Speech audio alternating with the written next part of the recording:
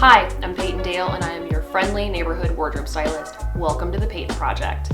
On this show, I'm going to give you all of my tips and my tricks that I've learned over years and years of styling. I'm going to take you behind the scenes with me as I style people's music videos and photo shoots and for every day. And we're also going to be talking to a lot of my personal friends about what makes them tick when it comes to getting dressed in the morning.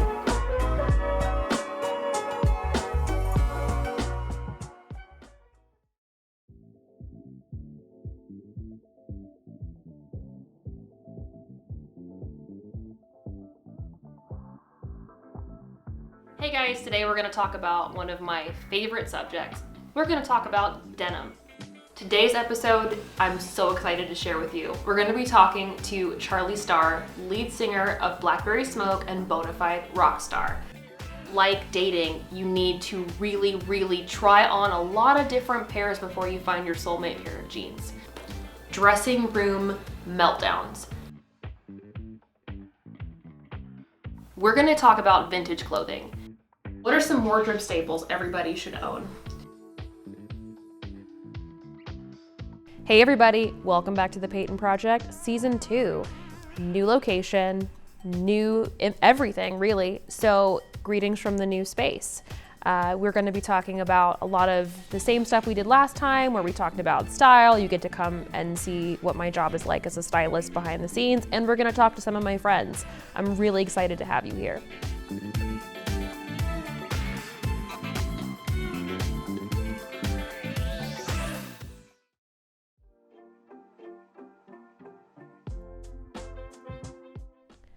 Hey guys, welcome back to the Payton Project. How much do you hate shopping? I know I do, and this is my job. And one of the big things that I struggle with, and I know that a lot of my clients struggle with, is standardized sizing. Have you ever gone into a store and you'll get the same garment? So maybe it's a pair of jeans. And you'll get one style and you're a one size in that style. And then you try on the same size in a slightly different pair of pants and they don't fit at all. We're gonna talk about standardized sizing and why it is terrible today.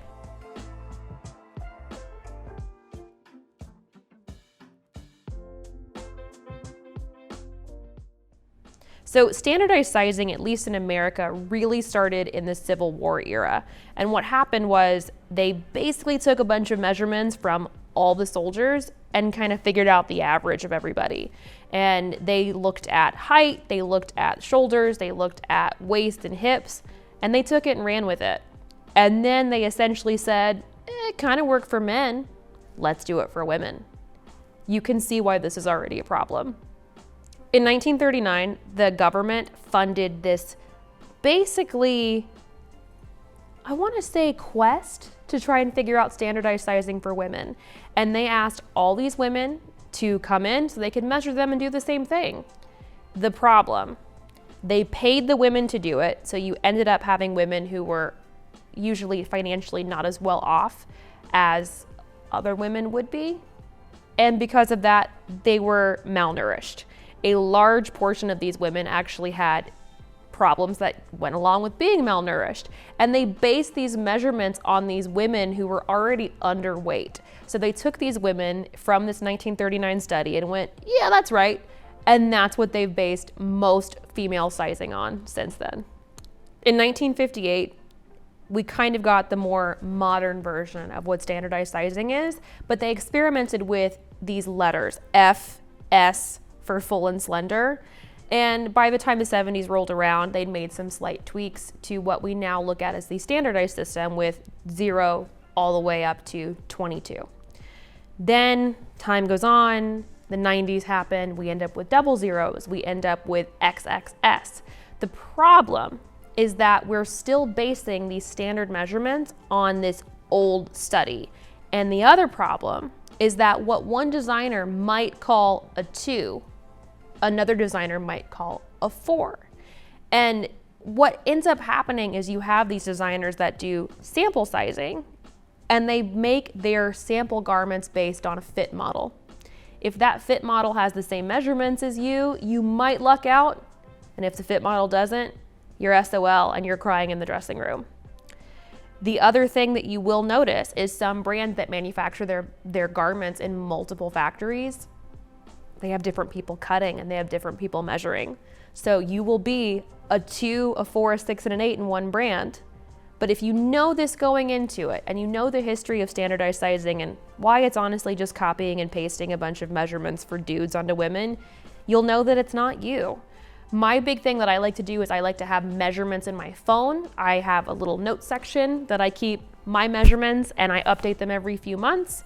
And that way I can bring in a tape measure to a store and kind of get an idea for what's gonna fit and what's not, or when I'm shopping online, it's very helpful. But if you know the history and you know why things are the way that they are, it's easier to accept it, embrace it, and just know that sizes aren't real. Hope that was helpful.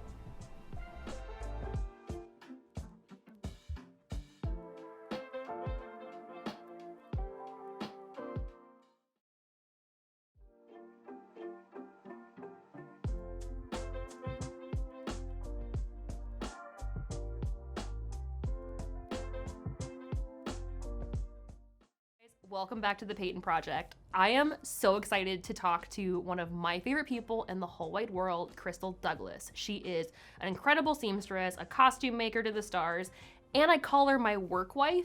You're gonna find out why today. So thanks so much for being here. I'm really excited to talk to you on camera and not in my living room.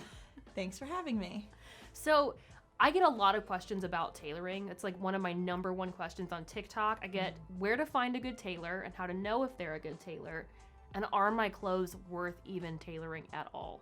So break both of those down. How do we find a good tailor in our area?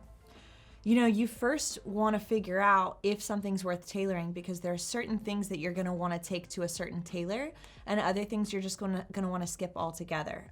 So the way that we normally look at a garment, let's say you've picked it out in a store or a vintage shop, is the first thing that you want to look for is what's the quality look like? So you're going to inspect the seams. If it's already pulling apart from the seams, let's say you pull at the side seam and you can already see the thread as you pull it apart, the garment is already not in really good condition. So you're looking at either restoring it entirely if it's a vintage piece, or it's just a cheaper made garment that's not going to hold up very well to getting tailored. So that's your first step. If it's not looking like a good quality piece, don't look for a tailor. Once you've figured out that it's a good quality piece in terms of the seams and holding up, the next thing that you're going to look at is which way the grain lines are going. If the fabric has a stretch to it, you want to make sure that the stretch is going horizontal around the body, because if the garment was cut cheaply and it wasn't cut on the right grain line, then it's never going to fit the body correctly, even with a tailor.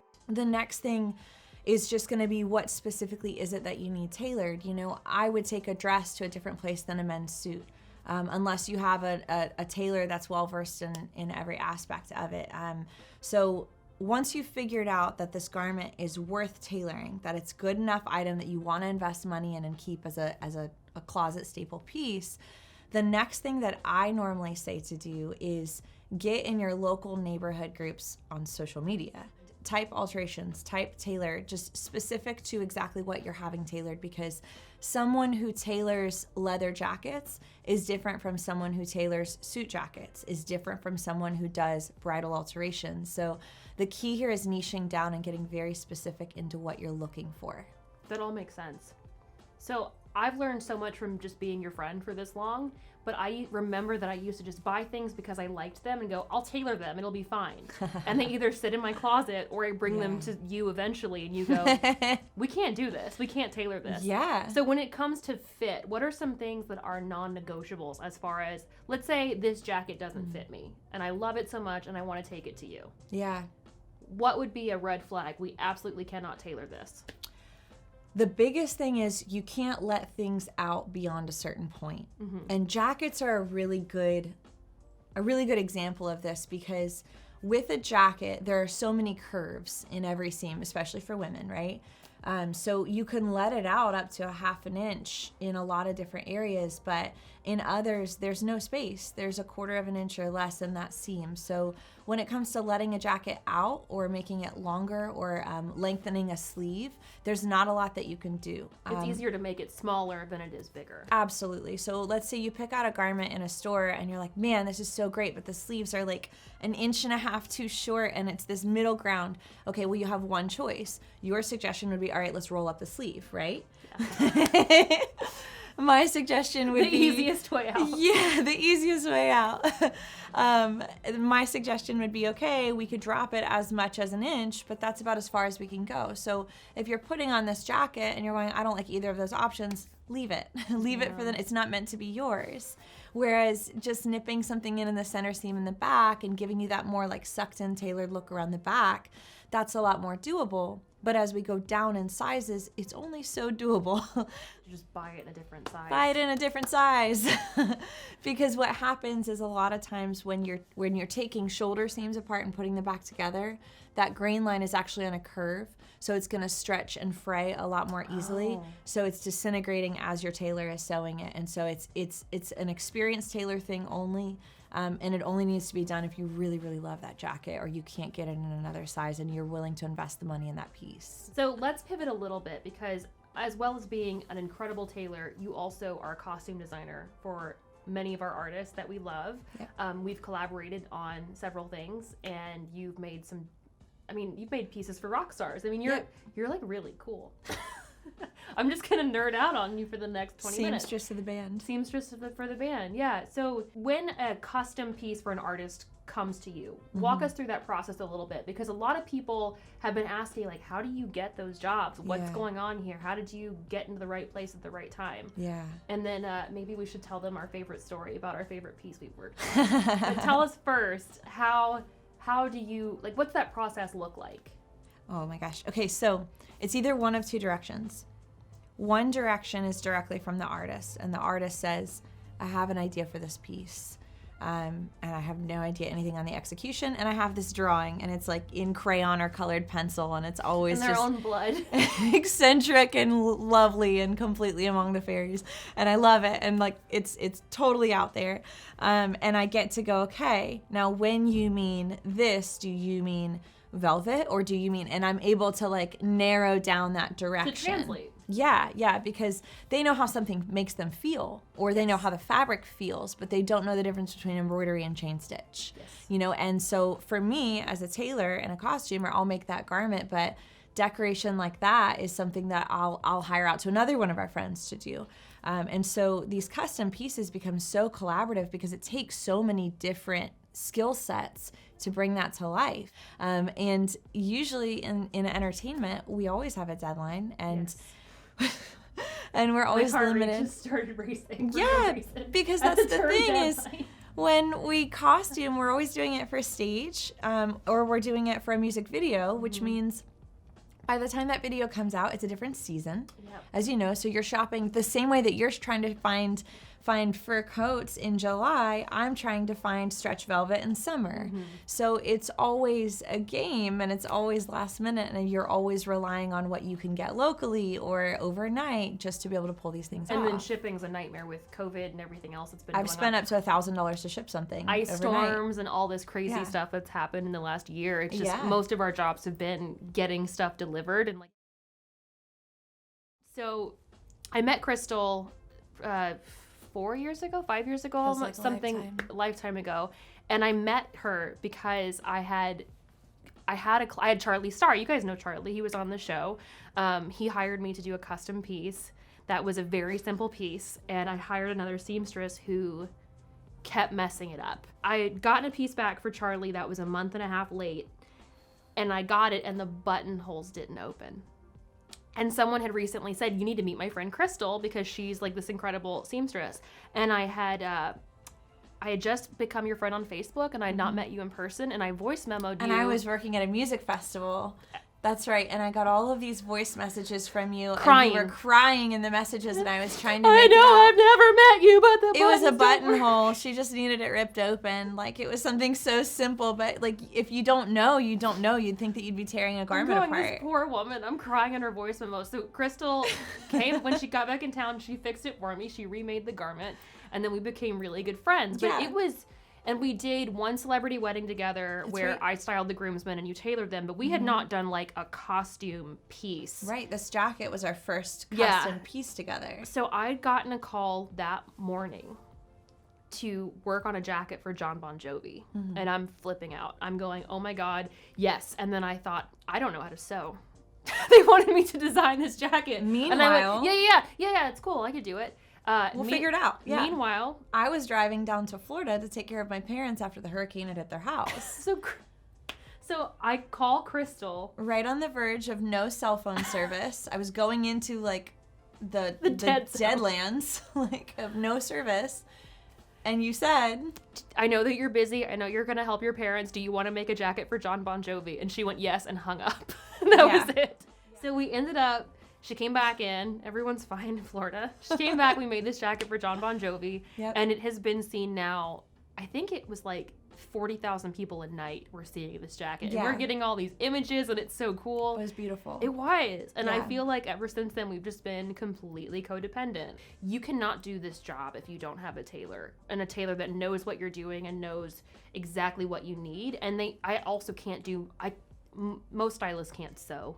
They can pretend that they do all day long, but they can't. And I needed someone who could be like an architect. I could not do my job without you. Like there's just most tailors wouldn't rip the interior of their dad's car apart to finish a jacket. The red leather on the John Bon Jovi jacket is a panel from my dad's 65 Mustang that I ripped out. And I brought it to you. I brought the whole door panel to you. The whole panel. She walked into my loft and she brought the entire door panel. And said, make the red out of this. There you go. And I set the projector up and I pointed it at the wall and I taped tracing paper to the wall. And I set the projector up to shoot the logo at the wall so that I could trace it at the right size, and that's how I got my pattern for the heart and the dagger and the wings. And I just feel like tailors make this entire industry go round. Because it's the logistics, but you have to have the design eye and the logistics eye, and tailors are engineers for materials, yes. You know, and stylists, you have this entire creative vision that's pulling the whole scene together. Yeah, and I want to normalize, I want to really stress to you guys that tailoring and having a seamstress is not just for famous people. I always relate it back to having someone else cut your hair because they went to school for it and they know what they're doing, as opposed to you doing it with kitchen scissors. And for me, and I've stressed this on the show, nobody is an off-the-rack body type. No, never. Never, because if your proportions don't match that fit model, you're not going to fit in the clothes. So it's a size 2 usually. Yeah, perfectly proportioned, and yeah. It's not ever going to be something that most people are. And I think that's the number one trick to looking polished, is having a tailor. But for some reason, it's like frowned upon, or it's like this dirty little secret, like she gets her clothes tailored. Or just like, this is only for this upper echelon socioeconomic level of people, and not like this is for everyone. Like invest in good pieces, you know, and then or find great vintage finds like you do, and then get those tailored to your body. And not only is your tailor going to catch anything that was about to fall apart and save your clothing, I mean, they can also mend things and fix things after they've fallen apart. Yeah. So you can make things last forever. And it's not even just for artists and musicians. It's for everybody. If you want to appear stronger in the workplace or more put together, it's the tiniest little things that make these psychological changes in your job. Yeah. Like whether it's the way your posture sitting at your desk or the way that you appeared in the boardroom. It matters for everybody. It absolutely does. And I think that what you do is, I could never do it. So I just, to you. And meanwhile, I call you like every day going, what shoe? And you're like, can I wear you've got this one in the back of your closet. Can I wear this color with this color? Yeah. Yes. Am I allowed? It's for having a stylist for a friend. I just know everything in your closet and how to put it together. So basically, you need someone on your team that will ride or die with you, and will go with whatever you like. I brought you a panel to my dad's car to make into a jacket, but also, even if you're not someone that's making clothes for stage, it's kind of like, you know, when you go into your hairdresser and they know exactly what you want. Yeah. They know your hair. Your tailor's the same thing for your body. So like if I come to you and I say, I want this tailored, you know exactly what I want to look like. You know all my insecurities, you know all of my proportions and everything else. Everyone deserves to have that. Everyone deserves to feel good in their everyday life. Absolutely. And if you have an ongoing relationship with a tailor, that tailor knows exactly what your insecurities are about your body, and they know how to help you feel confident in your clothes. Yeah. Basically, tailors save the world, and I don't deserve you, and thanks for coming. Thank you for having me.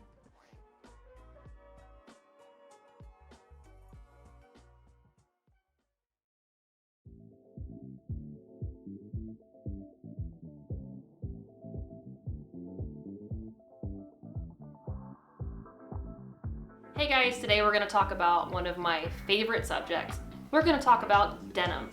Today's episode, I'm so excited to share with you. We're going to be talking to Charlie Starr, lead singer of Blackberry Smoke and Bonafide Rockstar. Like dating, you need to really try on a lot of different pairs before you find your soulmate pair of jeans. Dressing room meltdowns. We're going to talk about vintage clothing. What are some wardrobe staples everybody should own? Hey everybody, welcome back to the Payton Project, Season 2. New location, new everything really, so greetings from the new space. We're going to be talking about a lot of the same stuff we did last time, where we talked about style. You get to come and see what my job is like as a stylist behind the scenes, and we're going to talk to some of my friends. I'm really excited to have you here.